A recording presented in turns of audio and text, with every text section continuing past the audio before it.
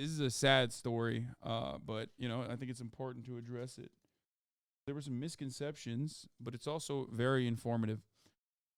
Um, my mom became the breadwinner. When my dad died suddenly of a heart attack, my mom became the breadwinner out of the blue. At the time of his death, my mom was pregnant and wasn't working.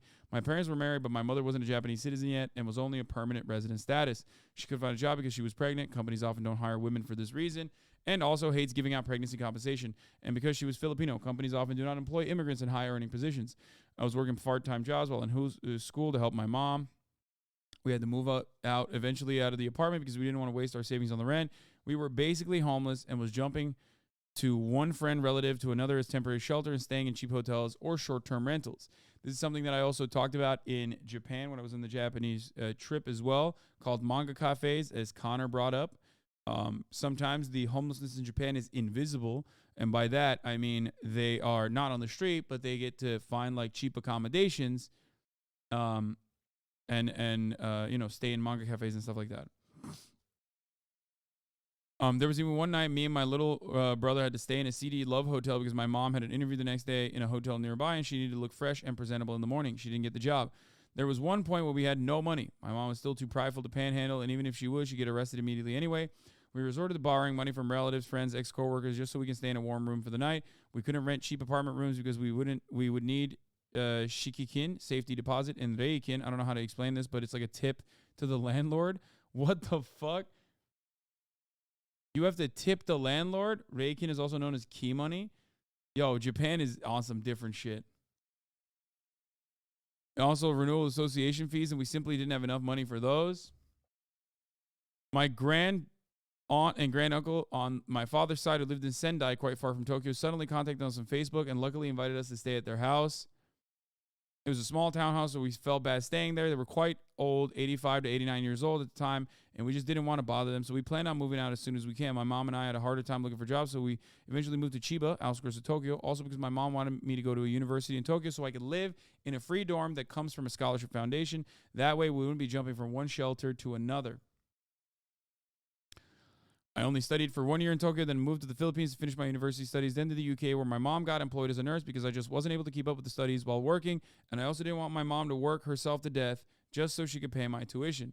For many years until my high school graduation, we were homeless and under the poverty line. Words you don't often see associated with Japan. On the outside, you wouldn't be able to tell we were poor and homeless. We still dressed presentable when we go outside, and Hasan was right about the clean public washrooms that we took advantage of. We would have government aid, but because my mom was not a citizen, we received a very small amount from a nonprofit organization. There were times when the Tokyo Tocho, the local government unit of Tokyo, gave us hotel rooms to stay in, especially during cold months. But they are, of course, temporary. We couldn't even work on our citizenship naturalization requirements because she no longer can.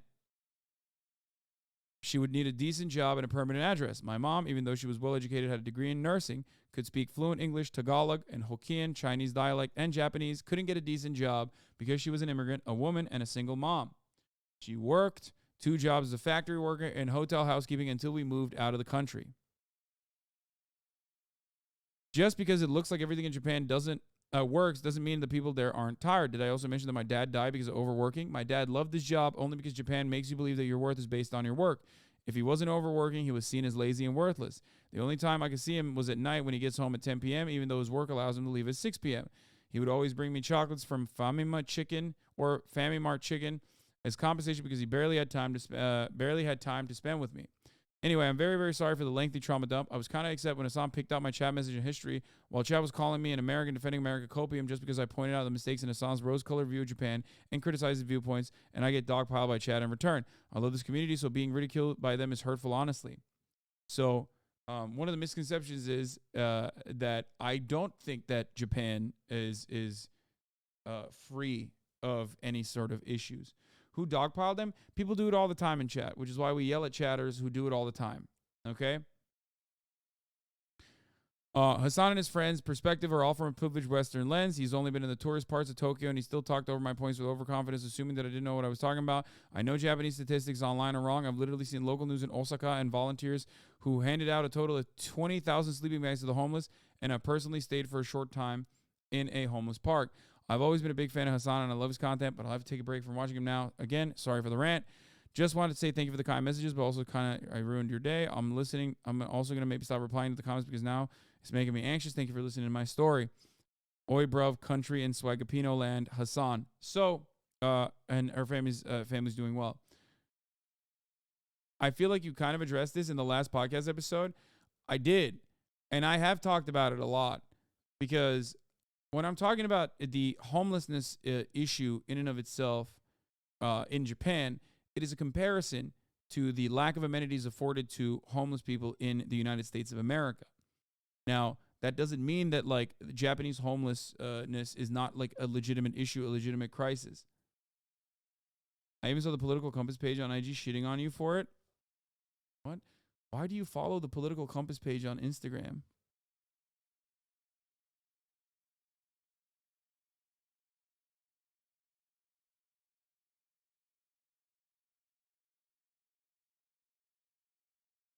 Anyway.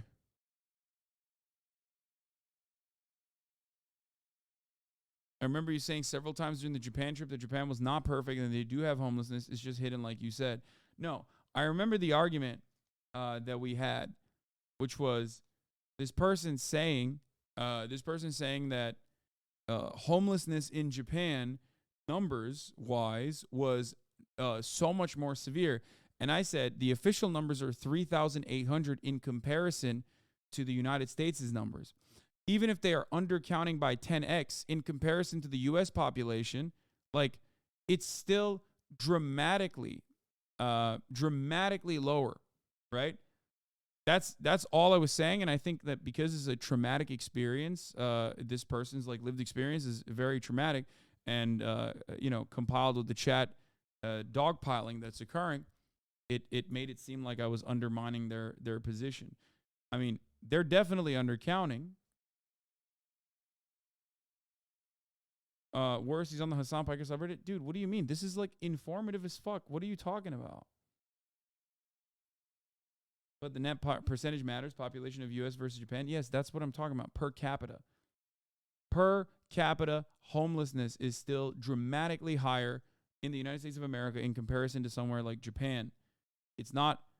This doesn't mean that like Japanese people do not have a homelessness problem. This video is not available anymore. What the fuck? But the reason why I wanted to, they were arguing stats were deceptive. You were arguing that about the difference regardless of the deception. Exactly. Everyone needs to fucking calm down. Okay? The reason why I read this is because it's very informative. Okay? There were even comments in Japanese. No idea what happened there.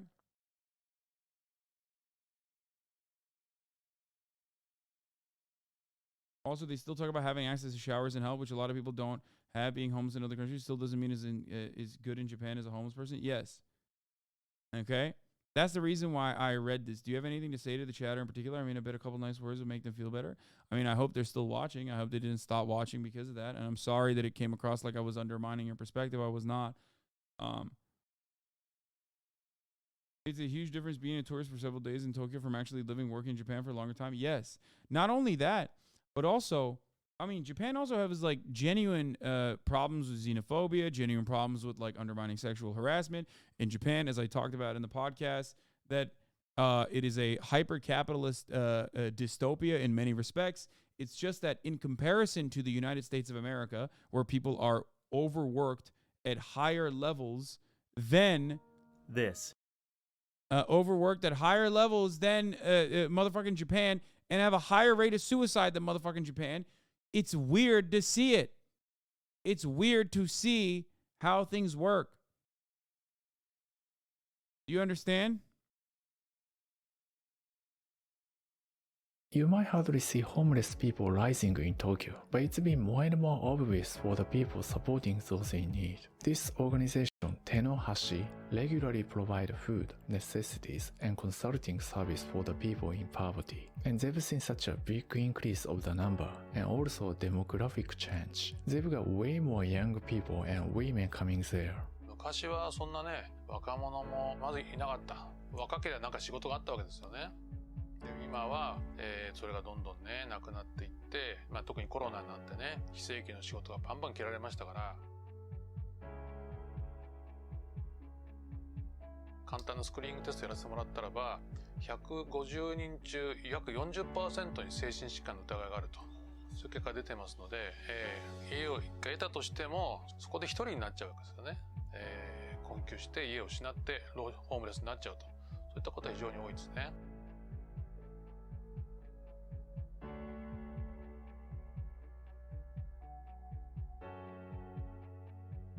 それは本人の責任。 Look, Japan has a pretty high suicide rate, which can be attributed to their intense working culture. America has a worse work culture in comparison to Japan. America has a higher suicide rate per capita, a higher number of suicides per capita in comparison to Japan. The difference with suicides is just 1 point, marginal, fair. But understand, when I'm making a comparison between Japan and America, this comparison revolves around how shitty America is, not necessarily how great Japan is. We went over this 2 days ago. People that say this are operating off of old stereotypes.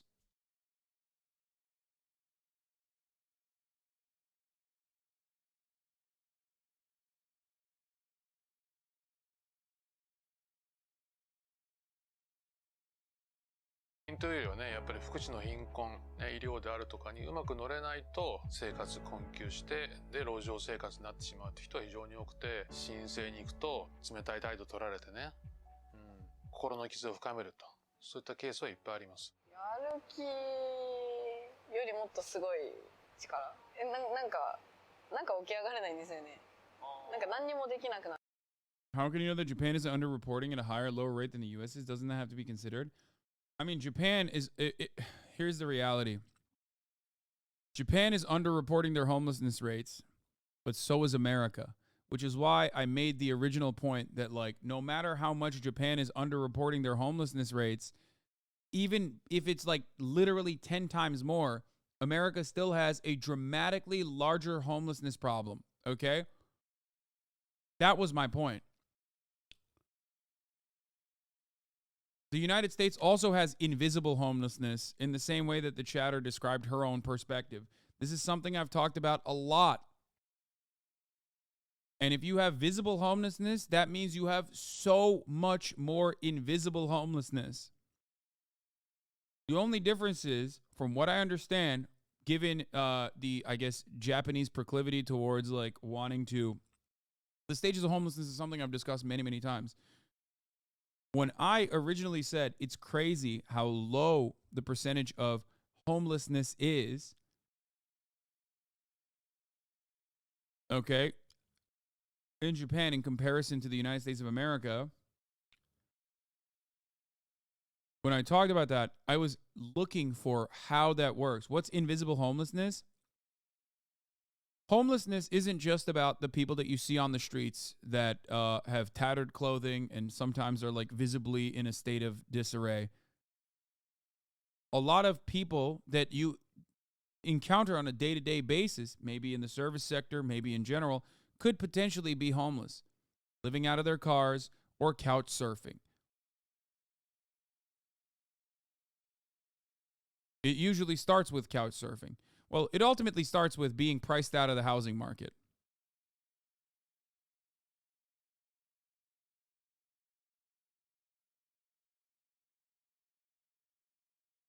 In Japan, it seems like there are, due to some social amenities like public bathrooms and whatnot, there are better opportunities to exist as, like, a invisible homeless person. This doesn't change the problem, obviously, because I've talked about it. Like, there is a housing issue in Japan too.